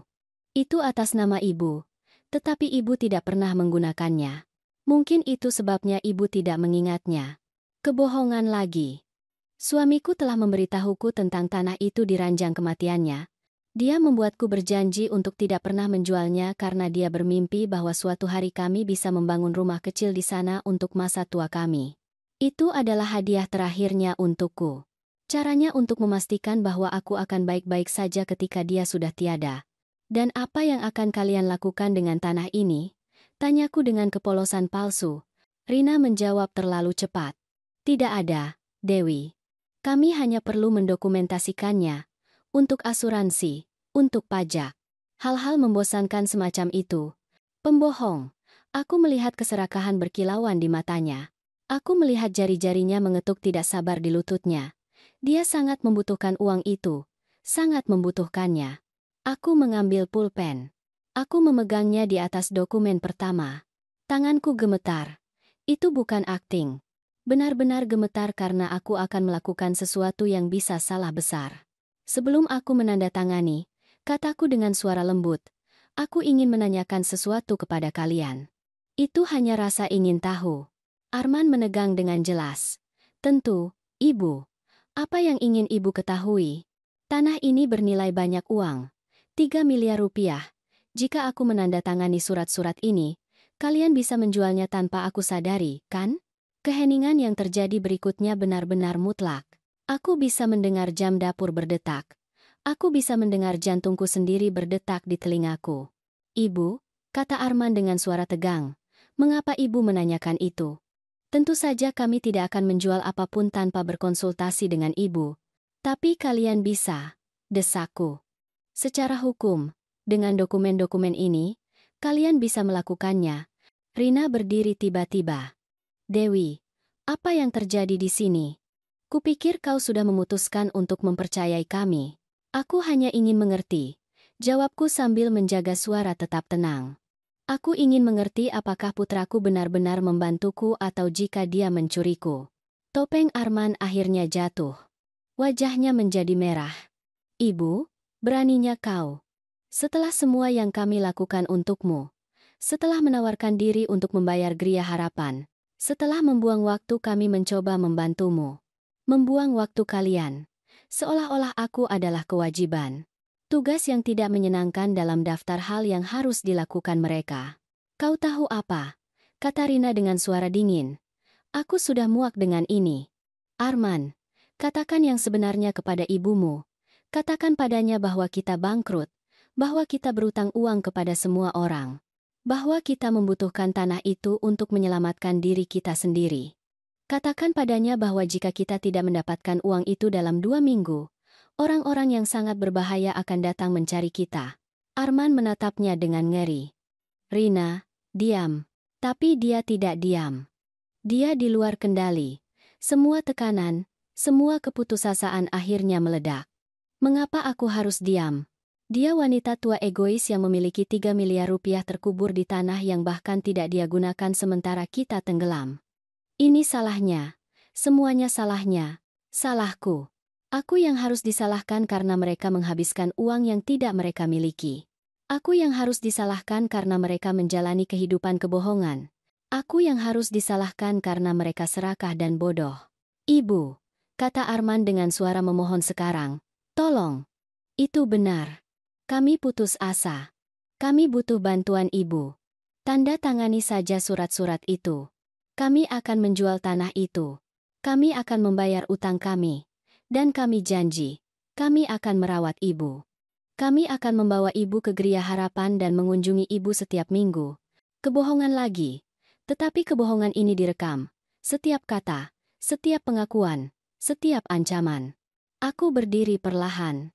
Arman. Rina, aku ingin kalian keluar dari rumahku. Kau tidak akan menandatangani, tanya Rina dengan suara berbahaya. Tidak, aku tidak akan menandatangani apapun. Aku tidak akan membiarkan kalian mencuriku. Aku tidak akan membiarkan kalian mengurungku. Dan aku tidak akan terus menjadi ibu bodoh yang bisa kalian manipulasi. Arman melangkah ke arahku. Wajahnya berubah oleh kemarahan. Ibu, jangan bodoh. Uang itu bisa menyelamatkan kami. Itu bisa menyelamatkan putra Ibu sendiri dan Ibu menolak karena keegoisan. Keegoisan. Dia memanggilku egois setelah aku mengorbankan seluruh hidupku untuknya. Setelah aku melewatkan makan agar dia bisa makan. Setelah aku bekerja sampai tubuhku sakit agar dia bisa belajar. Keluar dari rumahku, ulangi saya dengan suara yang lebih keras. Sekarang, Rina mencengkeram tasnya dengan keras. Kau wanita tua yang mengerikan. Aku harap kau mati sendirian di apartemen menyedihkan ini. Aku harap tidak ada yang menemukanmu selama berminggu-minggu. Mereka pergi sambil membanting pintu yang membuat dinding bergetar. Aku berdiri di sana, gemetar, dengan air mata mengalir di pipiku. Pintu terbuka beberapa detik kemudian. Itu Budi, Maya, dan Ivana. Ketiganya memelukku sementara aku akhirnya membiarkan diriku jatuh. Sementara aku akhirnya membiarkan rasa sakit keluar. Anda merekam semuanya? Tanyaku di antara isakan. Budi tersenyum. Setiap kata. Setiap pengakuan. Setiap ancaman. Dewi, Anda baru saja mendapatkan semua bukti yang kita butuhkan. Sekarang tiba bagian terakhir. Malam itu aku tidak tidur. Aku tetap duduk di sofaku menatap langit-langit, memproses semua yang telah terjadi. Kata-kata Rina bergema di kepalaku. Aku harap kau mati sendirian. Putraku sendiri ada di sana. Dia mendengar kata-kata itu, dan dia tidak mengatakan apa-apa untuk membelaku. Budi datang pagi-pagi keesokan harinya dengan lebih banyak dokumen. Dewi, saya perlu Anda siap untuk apa yang akan datang. Kita akan bertindak cepat sebelum mereka bisa melakukan sesuatu yang lebih putus asa. Apa yang akan kita lakukan? Tanyaku. Kita akan mengirimkan dokumen yang perlu mereka lihat. Bukti-bukti, rekaman-rekaman, semuanya. Tapi kita tidak akan melakukannya secara pribadi. Mereka akan diberitahu secara resmi. Dan beberapa orang penting akan menerima salinan semua bukti pada saat yang sama. Pekerjaan mereka, bisikku. Teman-teman mereka. Budi mengangguk dengan ekspresi serius. Arman bekerja di perusahaan investasi. Reputasinya adalah segalanya. Ketika bosnya tahu bahwa dia mencoba melakukan penipuan, bahwa dia memalsukan dokumen, bahwa dia mencoba mencuri dari ibunya sendiri, dia tidak akan bisa mempertahankan pekerjaan itu. Tidak ada seorang pun di sektor keuangan yang ingin bekerja dengan orang seperti itu. Dan Rina punya kreditur yang menunggu. Ketika mereka tahu bahwa rencana untuk mendapatkan uang gagal, mereka akan bertindak, mungkin dengan cara yang sangat tidak menyenangkan. Aku merasa tidak enak sejenak. Meskipun demikian, Arman tetap putraku. Gagasan untuk menghancurkan hidupnya menyakitiku. Tetapi kemudian aku ingat mata dinginnya, keheningannya di restoran. Kesediaannya untuk mengurungku di panti jompo untuk mencuriku. Dan rasa sakit itu berubah menjadi tekad. Mari kita lakukan. Kataku dengan suara tegas. 2 hari berikutnya adalah pusaran aktivitas.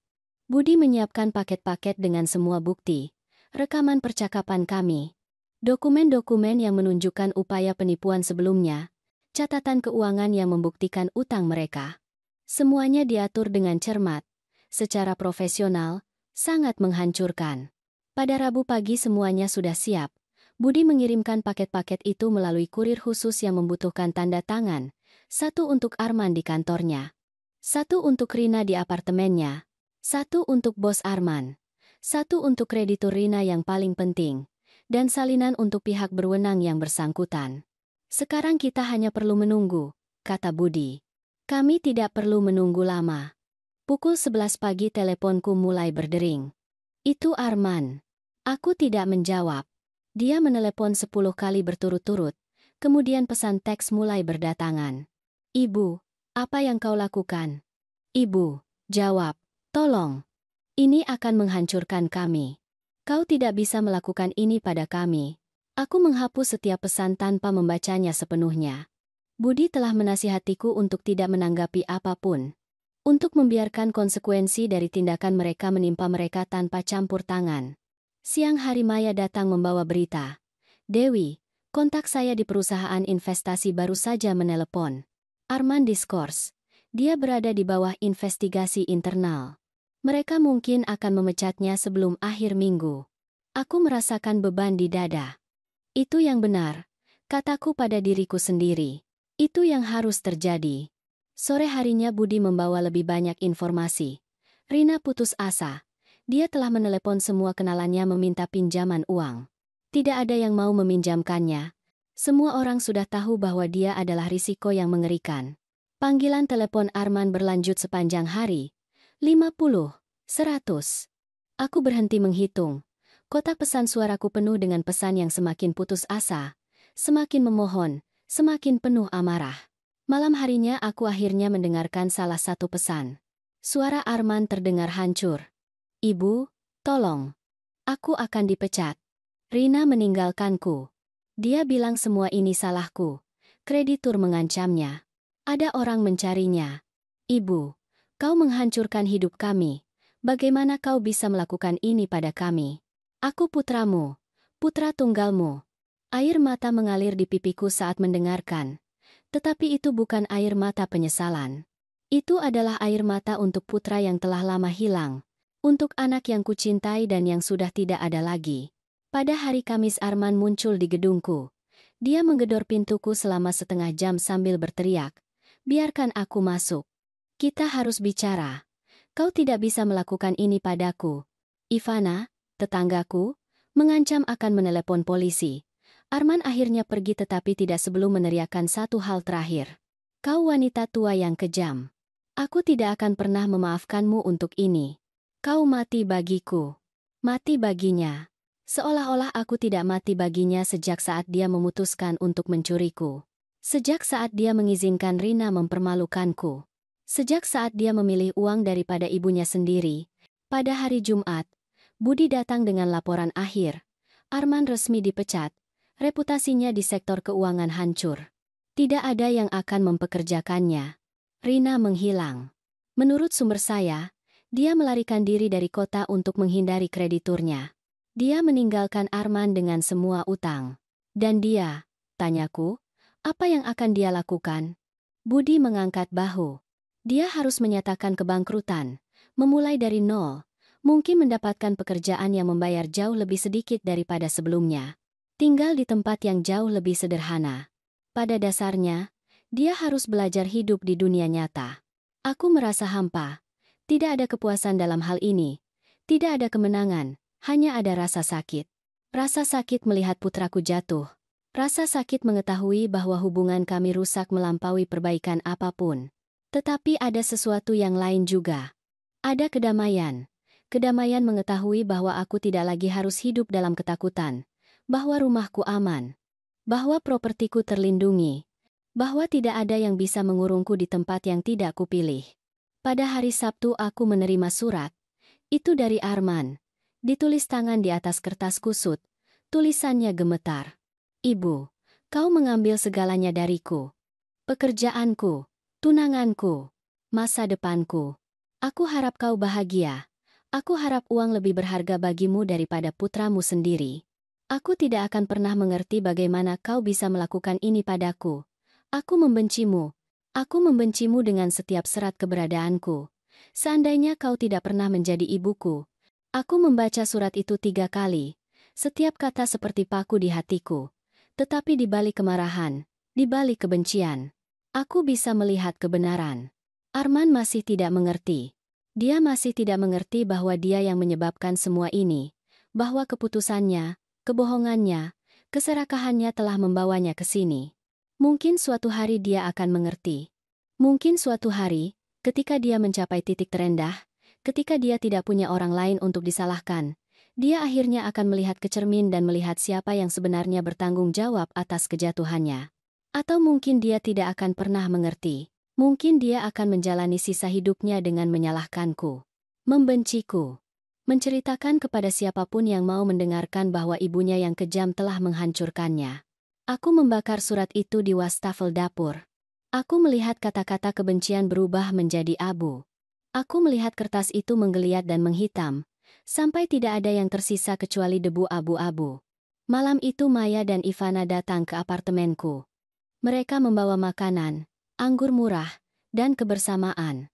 Kami duduk bertiga di ruang tamu kecilku, 3 wanita tua yang telah selamat dari begitu banyak hal dalam hidup. "Bagaimana perasaanmu?" tanya Maya. "Aku tidak tahu," jawabku jujur. "Hampa, sedih, tapi juga bebas." Aneh rasanya merasakan keduanya pada saat yang sama. Ivana memegang tanganku dengan tangannya yang keriput dan bernoda usia. "Kau melakukan hal yang benar, Dewi. Tidak ada ibu yang harus menanggung apa yang dilakukan putramu padamu. Tidak ada wanita yang harus hidup dalam ketakutan terhadap keluarganya sendiri. Tapi dia tetap putraku," bisikku. "Dia adalah putramu," koreksi Maya dengan lembut. "Anak yang kau besarkan mati di suatu waktu. Pria yang tersisa bukanlah orang yang kau kenal. Dan bukan tanggung jawabmu untuk menyelamatkannya dari konsekuensi keputusannya sendiri." Kami minum anggur.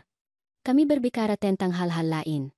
Tentang kehidupan mereka, tentang cerita mereka, tentang tahun-tahun yang telah mereka jalani, dan untuk pertama kalinya dalam beberapa minggu, untuk pertama kalinya dalam beberapa bulan, aku tertawa. Benar-benar tertawa. Itu bukan tawa yang besar atau memekakan telinga. Itu lembut dan tulus, tapi itu nyata. Ketika mereka pergi, aku ditinggal sendirian di apartemenku. Keheningan tidak lagi terasa menindas. Rasanya tenang, damai. Aku melihat sekeliling dan melihat rumahku dengan mata baru. Itu kecil, itu tua, tapi itu milikku. Tidak ada yang bisa mengambilnya dariku. Tidak ada yang bisa memaksaku untuk meninggalkannya. Aku berbaring malam itu dan untuk pertama kalinya dalam waktu yang lama aku tidur nyenyak, tanpa mimpi buruk, tanpa terbangun kaget. Hanya tidur gelap dan memulihkan yang membuatku merasa bahwa mungkin, hanya mungkin, yang terburuk telah berlalu. Tapi masih ada satu hal lagi yang harus kulakukan. Satu hal yang kubutuhkan untuk menutup babak hidupku ini sepenuhnya. Aku perlu mengambil kendali tidak hanya atas keselamatanku, tetapi juga atas masa depanku. Aku perlu memutuskan apa yang akan terjadi selanjutnya. Karena bertahan hidup tidak cukup. Aku ingin hidup, benar-benar hidup. Dan itu berarti membuat perubahan. Perubahan yang akan menakuti Dewi sebulan yang lalu. Tetapi aku bukan lagi wanita itu. Aku bukan lagi ibu yang diam dan patuh yang menerima segalanya tanpa protes. Aku adalah seseorang yang baru. Seseorang yang lebih kuat. Seseorang yang akhirnya belajar bahwa mencintai diri sendiri bukanlah keegoisan. Itu adalah kelangsungan hidup. 2 minggu setelah kami mengirim paket dengan bukti, Budi meneleponku membawa berita penting. Dewi, Anda perlu datang ke kantor saya. Ada perkembangan yang perlu Anda ketahui. Maya menemaniku. Perjalanan dengan mobilnya sudah menjadi akrab. Dia telah menjadi lebih dari sekadar sekutu. Dia telah menjadi temanku. Saudari yang tidak pernah kumiliki. Kantor Budi berada di gedung elegan di pusat kota. Dia menyambut kami dengan ekspresi serius, tetapi ada sesuatu di matanya. Sesuatu yang tampak seperti kepuasan. Duduklah kalian berdua. Saya punya banyak hal untuk diceritakan. Dia mengeluarkan map baru dan membukanya di atas mejanya. Arman secara resmi bangkrut. Dia harus menyatakannya. Dia kehilangan apartemennya, mobilnya, segalanya. Dia sekarang tinggal di kamar sewaan di pinggiran kota. Dia bekerja sebagai penjual di toko ponsel, menghasilkan kurang dari 30 juta rupiah per bulan. Aku merasakan sakit di dada. Putraku, yang begitu bangga, begitu sombong, sekarang menjalani kehidupan yang selalu kujalani, kehidupan yang dia hina. Rina, lanjut Budi, ditemukan oleh krediturnya. Saya tidak akan masuk ke detail. Tetapi katakanlah dia harus membuat pengaturan yang sangat tidak menguntungkan untuk membayar utangnya. Dia kehilangan segalanya. Pakaian desainernya, perhiasannya, semuanya dijual. Dia sekarang bekerja membersihkan rumah. Ironi itu hampir kejam. Wanita yang menyebutku pengemis sekarang melakukan pekerjaan yang sama yang telah kulakukan bertahun-tahun. Pekerjaan yang dia anggap begitu rendah. Tapi ada lagi, kata Budi dengan senyum kecil. Perusahaan investasi tempat Arman bekerja memutuskan untuk menyelidiki lebih lanjut. Mereka menemukan bahwa dia telah menggelapkan dana klien. Bukan jumlah besar, tetapi cukup untuk merupakan kejahatan. Mereka mengajukan tuntutan resmi. Dia akan masuk penjara, tanyaku dengan suara gemetar. Mungkin tidak. Itu kejahatan pertamanya dan jumlahnya relatif kecil, tapi dia akan memiliki catatan kriminal. Mungkin masa percobaan, layanan masyarakat, dan dia tidak akan pernah bisa bekerja di bidang keuangan lagi. Kariernya benar-benar hancur. Sebagian dari diriku merasa bahwa aku seharusnya merasa tidak enak, tetapi kebenarannya adalah aku hanya merasakan semacam keadilan yang dingin dan jauh. Arman telah memilih jalan ini. Dia telah memilih keserakahan daripada kejujuran, uang daripada keluarga. Dan sekarang dia membayar harganya. Ada sesuatu yang lain, kata Budi sambil mengeluarkan dokumen lain. Arman mencoba menjual informasi tentang tanah Anda kepada perusahaan pengembang. Dia berjanji kepada mereka bahwa dia bisa mendapatkan properti itu dengan harga bagus. Dia berbohong kepada mereka dengan mengatakan bahwa dia memiliki otorisasi Anda. Perusahaan menyelidiki dan menemukan bahwa itu bohong. Sekarang mereka menuntutnya untuk ganti rugi. Berapa banyak? Tanya Maya. 750 juta rupiah. Uang yang jelas tidak dia miliki. Arman tenggelam semakin dalam. Dan aku berhenti merasakan kebutuhan untuk menyelamatkannya. Aku berhenti merasa bahwa itu adalah tanggung jawabku untuk menyelamatkannya dari konsekuensi tindakannya sendiri. Bagaimana dengan upaya penipuan yang asli? Tanyaku. Ketika dia memalsukan tanda tangan saya, Budi mengangguk. Pihak berwenang memproses kasus itu secara terpisah. Itu adalah kejahatan yang lebih serius. Pemalsuan dokumen hukum, percobaan penipuan real estate. Jika dia dihukum, dia bisa menghadapi hingga 3 tahun penjara. 3 tahun. Putraku bisa menghabiskan 3 tahun di penjara. Wanita yang dulu aku 2 bulan lalu akan berlari membantunya. Aku akan menjual tanah itu. Aku akan membayar utangnya. Aku akan melakukan apapun untuk menyelamatkannya. Tapi aku bukan lagi wanita itu. Aku ingin proses hukum berjalan sebagaimana mestinya, kataku dengan suara tegas. Aku tidak akan campur tangan. Aku tidak akan menarik tuntutan. Dia harus menghadapi apa yang dia lakukan. Budi menatapku dengan hormat. Anda lebih kuat daripada kebanyakan orang dalam situasi Anda. Bukan kekuatan, jawabku. Ini adalah kelangsungan hidup. Jika aku menyelamatkannya sekarang, dia tidak akan pernah belajar. Dan aku tidak akan pernah aman. Akan selalu ada waktu berikutnya. Akan selalu ada darurat lain. Utang lain. Alasan lain mengapa dia membutuhkan uangku. Maya meremas tanganku. Saya bangga pada Anda, Dewi. 2 hari kemudian, aku menerima surat lain dari Arman. Yang ini berbeda. Tulisannya kurang gemetar. Nada suaranya kurang penuh kebencian. Tetapi kata-katanya masih menghancurkan. Ibu, aku tahu aku merusak segalanya. Aku tahu aku membuat keputusan yang mengerikan. Tapi aku perlu ibu mengerti bahwa aku putus asa. Rina menekanku setiap hari. Kreditur mengancam. Aku merasa seperti tenggelam. Aku tidak tahu pada titik mana aku kehilangan pandangan tentang siapa aku. Pada titik mana uang menjadi lebih penting daripada segalanya. Sekarang aku telah kehilangan segalanya. Pekerjaanku, rumahku, masa depanku. Dan yang terburuk dari semua itu, aku kehilangan ibuku. Aku kehilangan satu-satunya orang yang selalu ada untukku. Satu-satunya orang yang mencintaiku tanpa syarat. Aku tahu aku tidak pantas mendapatkan pengampunan ibu. Aku tahu ibu mungkin tidak akan pernah memaafkanku. Tapi aku perlu ibu tahu bahwa aku menyesal. Aku menyesal telah memperlakukan ibu seperti yang kulakukan. Aku menyesal telah mengizinkan Rina mempermalukan ibu. Aku menyesal telah mencoba mencuri dari ibu. Aku menyesali semuanya. Aku tidak meminta uang. Aku tidak meminta bantuan. Aku hanya meminta ibu tahu bahwa putramu, Arman yang asli, anak yang ibu besarkan, masih ada di suatu tempat. Hilang. Takut. Menyesal. Aku mencintai ibu. Aku selalu mencintai ibu. Meskipun itu tidak terlihat. Meskipun tindakanku mengatakan sebaliknya. Aku membaca surat itu sambil duduk di sofaku dengan air mata mengalir di pipiku. Itu adalah kata-kata yang indah. Kata-kata yang Dewi yang lama akan ingin percayai dengan putus asa. Kata-kata yang akan cukup bagiku untuk lari menyelamatkannya. Tetapi sekarang aku bisa melihat apa sebenarnya kata-kata itu. Itu adalah manipulasi. Lebih halus dari sebelumnya. Lebih licik. Tetapi manipulasi pada akhirnya. Arman telah belajar bahwa kemarahan tidak berhasil. Jadi sekarang dia mencoba dengan rasa bersalah, dengan penyesalan palsu. Dengan pernyataan cinta yang dirancang untuk membuatku merasa berkewajiban untuk membantunya, aku menyimpan surat itu di laci tanpa membalasnya.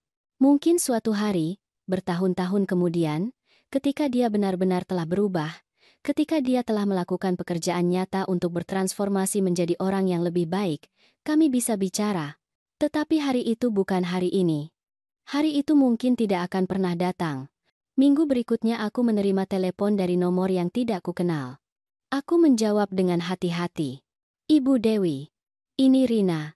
Tubuhku langsung menegang. Apa yang kau mau? Suaranya terdengar berbeda. Lebih kecil. Pecah. Aku hanya ingin meminta maaf. Aku tahu itu tidak berarti apa-apa sekarang.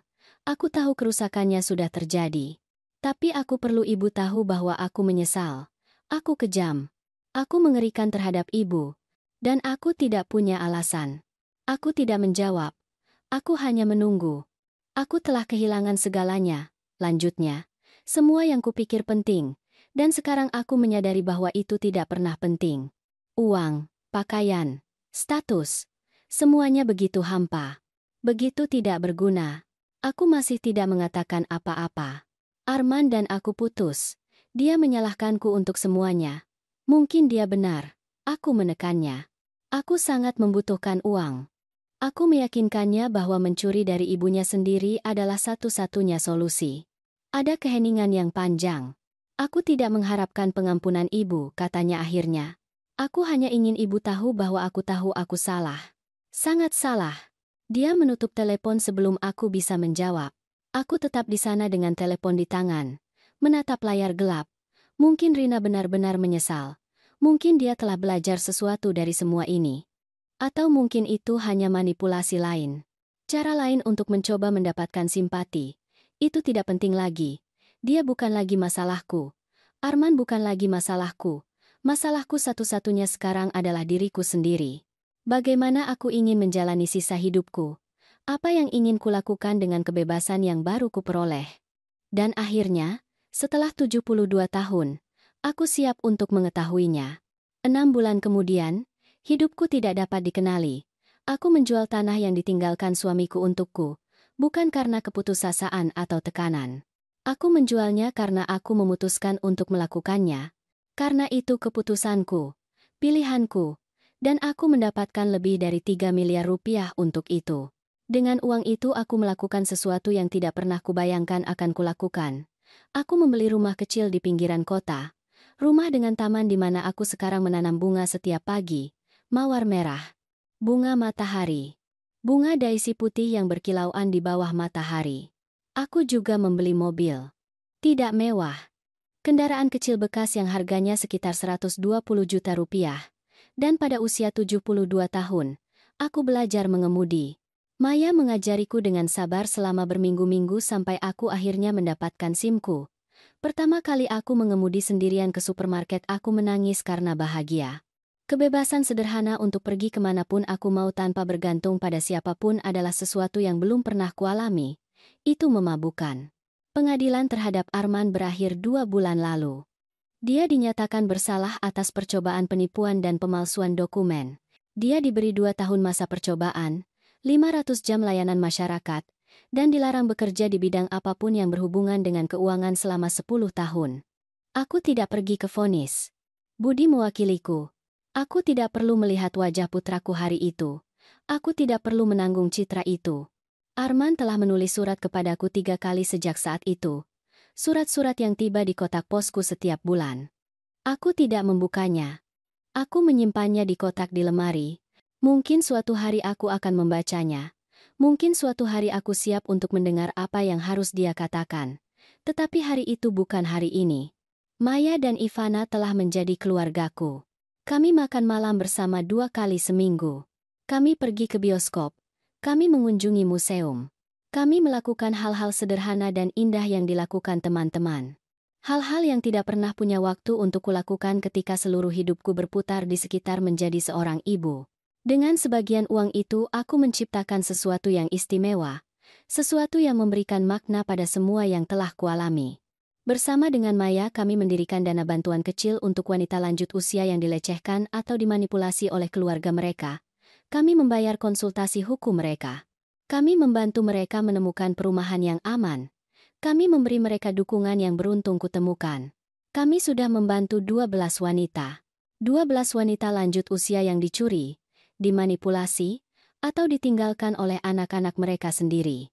Dan setiap kali aku melihat wajah mereka yang lega, setiap kali aku melihat mereka mendapatkan kembali martabat mereka, aku merasa bahwa semua rasa sakit itu terbayar. Hari ini adalah hari Sabtu pagi. Aku duduk di tamanku minum kopi sungguhan, bukan yang encer yang kuminum sebelumnya. Matahari bersinar hangat di wajahku. Aku bisa mendengar burung berkicau di pepohonan. Rumah kecilku ada di belakangku, dicat dengan warna kuning ceria yang kupilih sendiri. Aku berusia 72 tahun. Tubuhku sakit, lututku berderit ketika aku berjalan. Rambutku sepenuhnya abu-abu. Tapi aku hidup. Benar-benar hidup untuk pertama kalinya dalam beberapa dekade. Aku belajar sesuatu yang penting dalam bulan-bulan ini. Aku belajar bahwa cinta tidak berarti mengorbankan segalanya, bahwa menjadi seorang ibu tidak berarti berhenti menjadi seseorang, bahwa melindungi dirimu sendiri bukanlah keegoisan. Itu adalah martabat. Itu adalah harga diri. Itu adalah kelangsungan hidup. Aku belajar bahwa kau bisa mencintai seseorang dan tetap menjauh dari mereka jika mereka menyakitimu, bahwa ikatan darah tidak memaksamu untuk mentolerir pelecehan, bahwa tidak apa-apa untuk mengatakan tidak, tidak apa-apa untuk mengatakan cukup, tidak apa-apa untuk memilih dirimu sendiri. Putraku hidup. Dia bekerja. Dia membayar atas kesalahannya. Mungkin suatu hari dia benar-benar akan berubah. Mungkin suatu hari dia akan menjadi pria yang selalu kuimpikan. Dan jika hari itu tiba, jika dia datang kepadaku dengan penyesalan sejati dan transformasi yang tulus, mungkin aku bisa memaafkannya. Tetapi pengampunanku tidak akan berarti aku lupa. Itu tidak akan berarti bahwa semuanya kembali seperti semula. Karena aku bukan wanita yang sama, aku tidak akan pernah kembali menjadi ibu yang diam dan patuh yang menerima segalanya tanpa protes. Aku Dewi. Aku berusia 72 tahun. Aku selamat dari pengkhianatan putra tunggalku. Aku selamat dari upaya mencuri semua yang kumiliki. Dan aku tidak hanya selamat.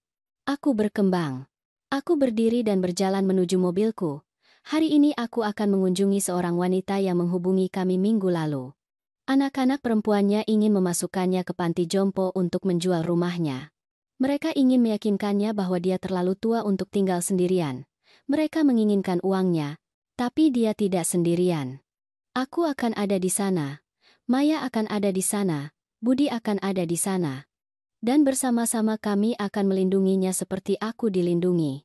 Karena itulah yang kami lakukan sekarang. Kami melindungi mereka yang tidak punya suara. Kami membela mereka yang diajari sepanjang hidup mereka untuk tidak membela diri mereka sendiri. Kami menunjukkan kepada mereka bahwa tidak pernah terlambat untuk memilih dirimu sendiri. Tidak pernah terlambat untuk mengatakan cukup. Aku masuk ke mobilku dan menyalakan mesin. Radio berbunyi pelan. Sebuah lagu yang tidak kukenal tetapi yang membuatku tersenyum. Aku keluar dari jalan masukku dan mengemudi di jalan-jalan lingkunganku yang tenang. Masa depan terbentang di depanku seperti jalan yang terbuka. Aku tidak tahu berapa tahun lagi yang kumiliki. Aku tidak tahu apa yang akan dibawa oleh hari esok. Tetapi aku tahu ini dengan kepastian mutlak. Aku tidak lagi takut. Aku tidak lagi merasa tidak terlihat. Aku bukan lagi beban bagi siapapun. Aku bebas.